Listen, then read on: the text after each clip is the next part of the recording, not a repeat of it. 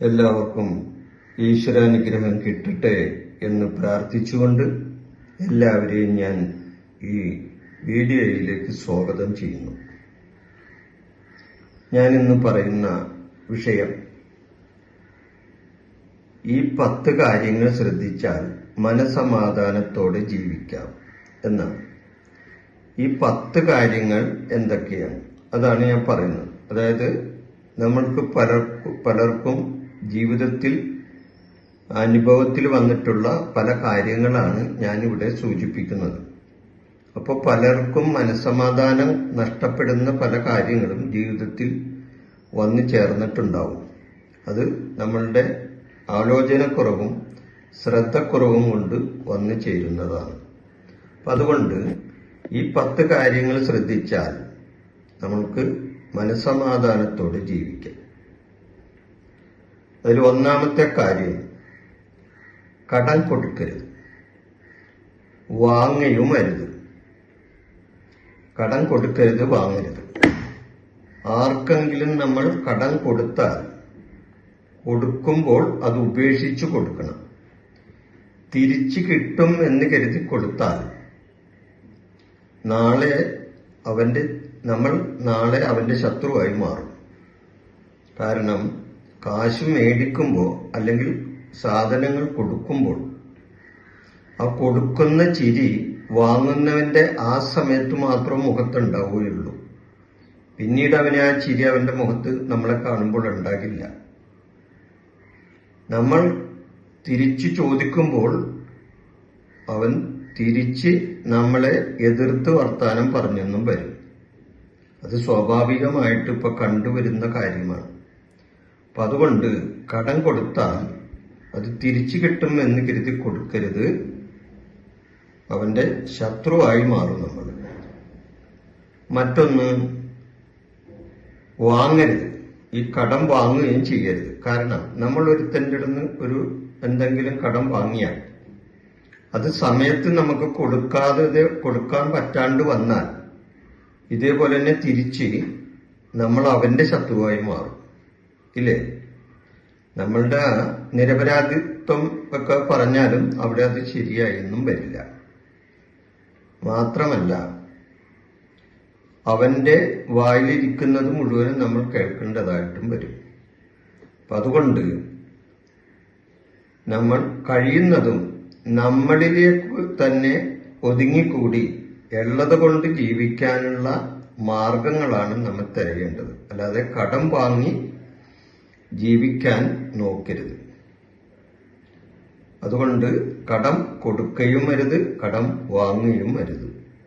ഒന്ന്, ഇങ്ങനെ ചെയ്താൽ നമുക്കിടെ മനസ്സമാധാനം നഷ്ടപ്പെടില്ല.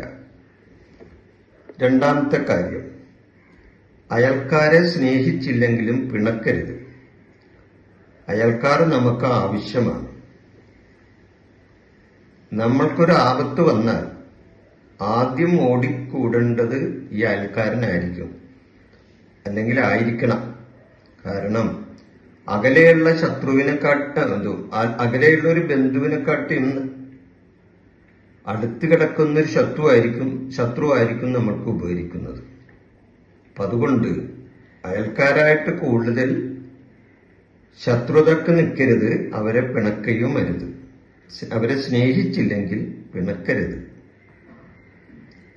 അവരോട് കൂടുതൽ അടുപ്പം കാണിച്ചില്ലെങ്കിലും അവരെ ഒരിക്കലും പിണക്കി നിർത്തരുത്. കാരണം നമുക്ക് ഒരു ആവശ്യം വന്നാൽ ഈ അയൽക്കാരൻ ചിലപ്പോ നമ്മളെ തിരിഞ്ഞു നോക്കിയില്ല എന്ന് വരും. അപ്പൊ അതുകൊണ്ട് അയൽക്കാരെ സ്നേഹിച്ചില്ലെങ്കിൽ നമ്മൾ പിണക്കാതിരിക്കണം. ഇനി മൂന്നാമത്തെ കാര്യം, ജാമ്യം നിൽക്കരുത്, അതേപോലെ ജാമ്യം എടുക്കുകയും ചെയ്യരുത്. നമ്മൾ ഒരാൾക്ക് വേണ്ടി ജാമ്യം നിന്നാൽ, പ്രത്യേകിച്ച് കുറി പോലെയുള്ള കാര്യങ്ങളിൽ ജാമ്യം, കാരണം അവർക്ക് പൈസ കിട്ടാൻ വേണ്ടി നമ്മളെ ജാമ്യം നിർത്തിയെടുക്കും. അവസാനം അവൻ ആ കുറിയോ അതേപോലെയുള്ള ഫിനാൻഷ്യൽ കാര്യങ്ങളിലോ അവൻ അത് തിരിച്ചടക്കാതെ വരുമ്പോൾ ജാമ്യക്കാരായ നമ്മളെ അവർ പിടിക്കും. നമ്മൾ ജാമ്യം നിന്നവനോട് ചോദിച്ചാൽ അവൻ ചിലപ്പോൾ അത് കൈമലത്തും. എൻ്റെ കയ്യിലിപ്പില്ല കൊടുക്കാൻ, നിങ്ങളുടെ കയ്യിൽ നിന്നുണ്ടെങ്കിൽ കൊടുക്കും, ഞാൻ തരാമെന്ന് പറയും.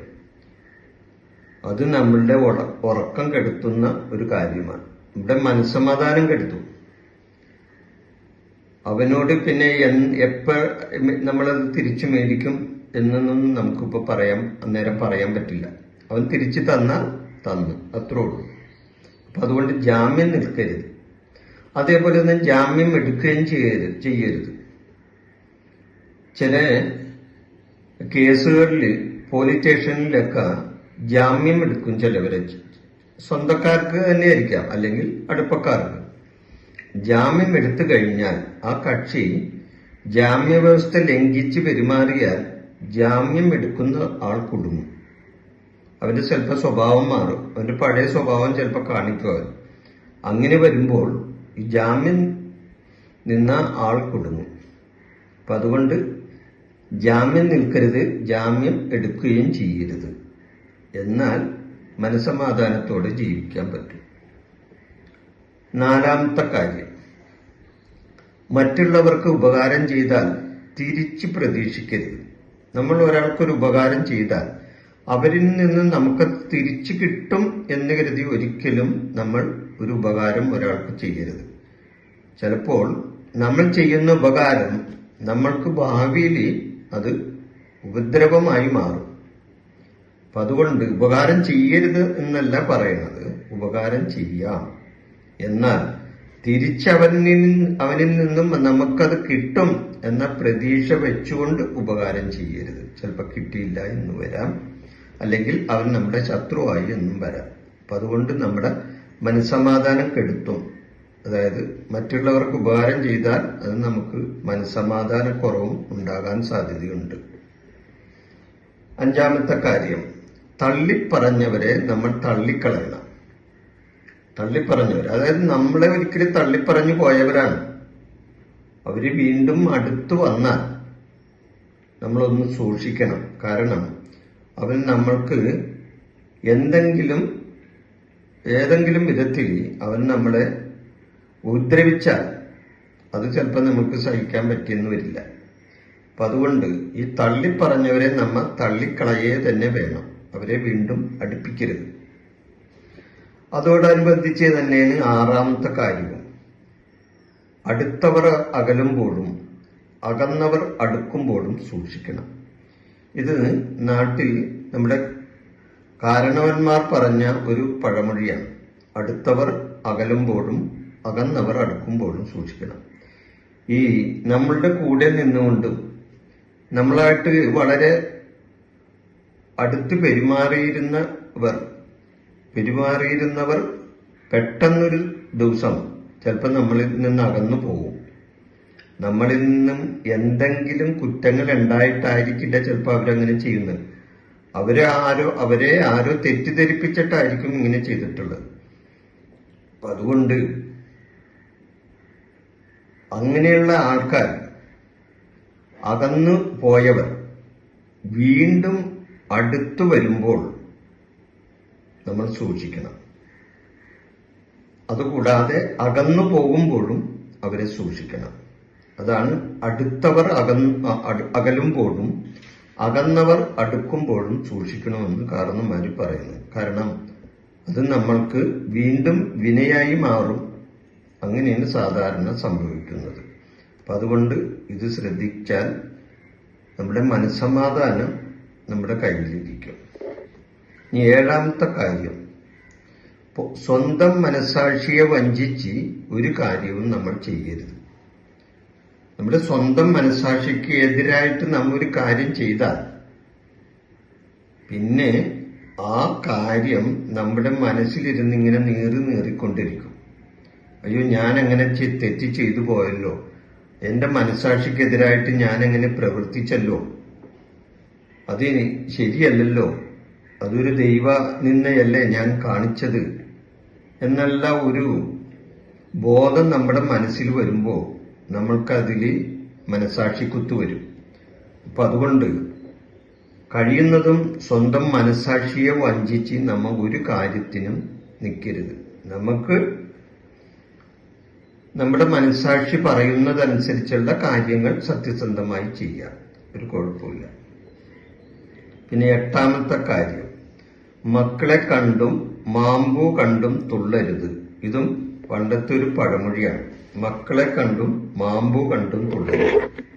കാരണം ഇത് രണ്ടും എപ്പോ വേണമെങ്കിലും കൊഴിഞ്ഞു പോകാം, ഇല്ലേ? നല്ല നിറഞ്ഞ് പൂത്ത് കായ്ച്ച് നിൽക്കുന്ന മാവ് അതിൽ വിരിയുന്ന പൂക്കളെല്ലാം കായ്കളായി മാറില്ല, കുറെയൊക്കെ കൊഴിഞ്ഞു പോകും അത്, ഇല്ലേ? അപ്പൊ അതുപോലെ തന്നെയാണ് മക്കളും. നമ്മളോട് അടുത്ത് പെരുമാറി അല്ലെങ്കിൽ നമ്മൾ അവർക്ക് വേണ്ടി ജീവിച്ചിരുന്നവരാണ് നമ്മൾ, അല്ലെങ്കിൽ ജീവിക്കുന്നവരാണ് നമ്മൾ. അപ്പോ നമ്മളിൽ നിന്ന് അവര് അകന്നു പോകുമ്പോൾ നമ്മൾക്കത് മനസ്സിന് താങ്ങാൻ പറ്റാത്ത അവസ്ഥയൊക്കെ വരും, പ്രത്യേകിച്ച് പ്രായമായവർക്ക്. അതുകൊണ്ടാണ് മുതിർന്ന കാരണവന്മാർ പറയുന്നത് മക്കളെ കണ്ടും മാമ്പൂ കണ്ടും തുള്ളരുത് എന്ന് പറയുന്നത്. ഇനി 9ാമത്തെ കാര്യം, ഭാര്യ ഭർത്താക്കന്മാർ തമ്മിൽ സ്വകാര്യ കാര്യങ്ങൾ ഒരിക്കലും ജീവിതത്തിൽ പറയരുത്.